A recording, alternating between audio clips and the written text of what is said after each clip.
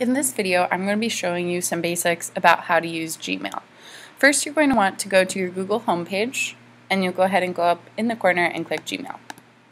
I've made an account just to show you how to use this, so there's not a lot in here. I made an account for Junior Spirit, who is the main character of True Diary, which we'll be reading later in the year.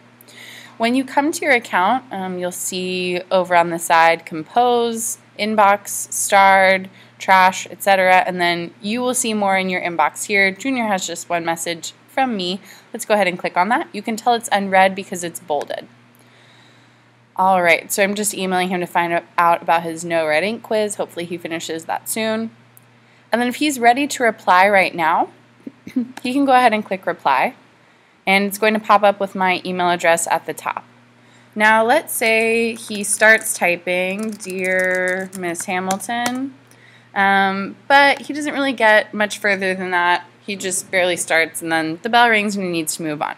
You're going to see down here that it says Saved. Now if he clicks out of this, you're going to notice before down here in Drafts, it didn't say anything. Now there's one draft. So if I click on this, it's going to take me to my drafts. And it's actually saved what he types. It comes right back up.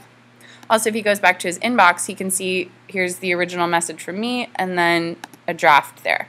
So this is really handy, especially when you're working on your professional email assignment, because you might start it one day but not have time to finish it. But if you click out of it, it's just like Google Docs, it'll save it. So that's the first thing to know. If you start typing an email and you don't finish, it's going to save it. Right when you send it, then the draft will be done.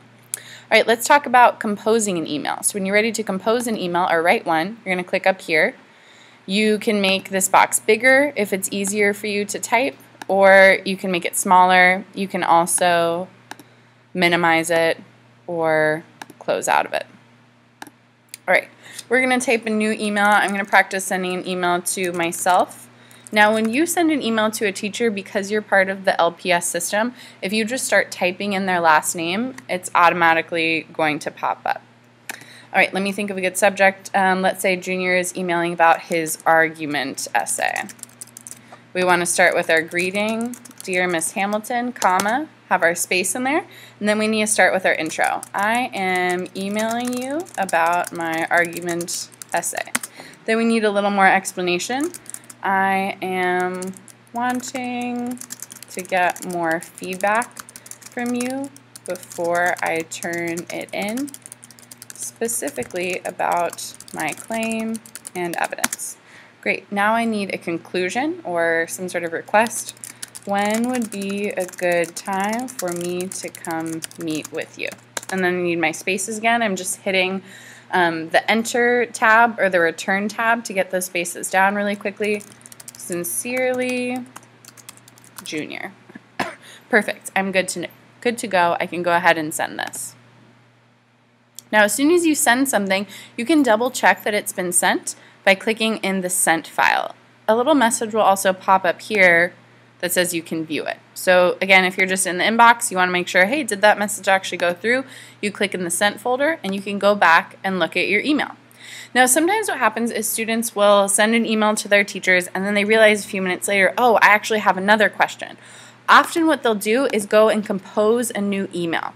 You don't want to do this though, because you want to keep everything that has to do with that one particular message in the same place. So instead of starting a new email, I'll show you what you're going to do. You're just going to go to the Sent folder. You'll click back on that email that Junior just sent to me, and you're just going to click Reply.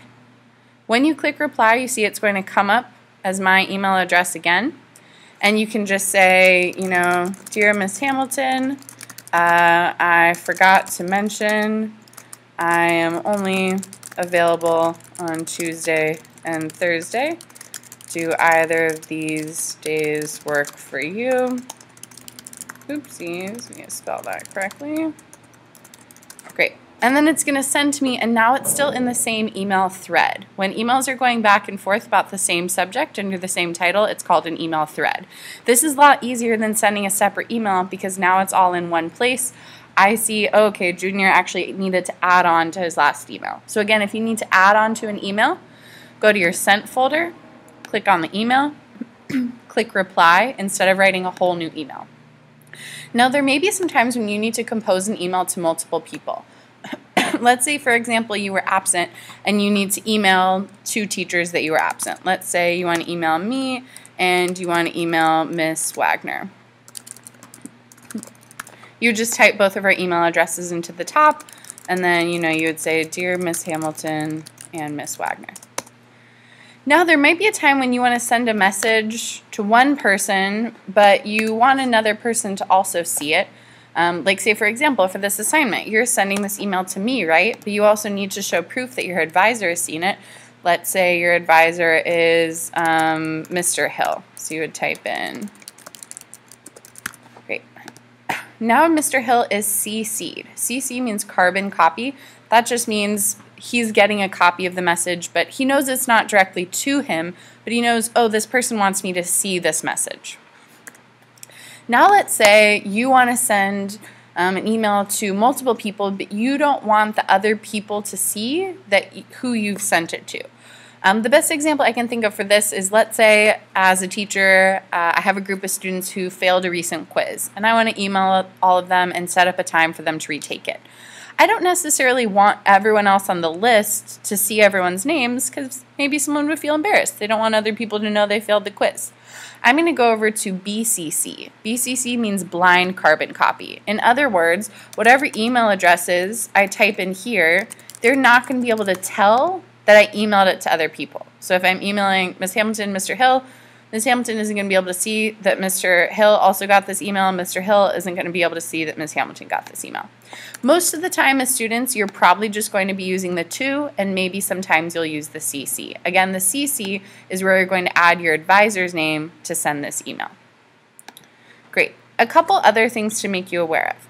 Sometimes you might read an email, but you don't want to forget about it. Maybe, you got this email from me about this quiz makeup, and you're like, okay, I don't have time to reply now, but I want to make sure I look at it later. There are a couple options. One, you can star it. Anything that you star will then show up in your starred folder. So you'll be able to see, okay, here are the 5 emails that are really important. Another thing I do is mark it as unread. This just reminds me later when I look back at my email, oh yeah, this stuff is still popping up in bold. I want to look back at that. There are 2 ways you can make something unread.